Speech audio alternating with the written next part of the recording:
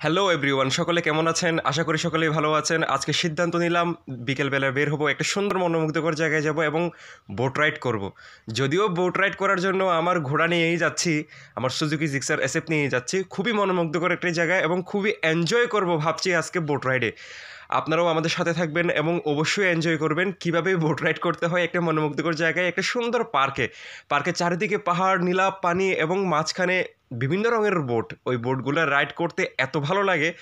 So let's go to enjoy happy boating. ভিডিওটি যদি আপনাদের ভালো লেগে থাকে অবশ্যই লাইক করে দিবেন এবং অবশ্যই সাবস্ক্রাইব করে দিবেন। অসংখ্য ধন্যবাদ সাবস্ক্রাইব করার জন্য।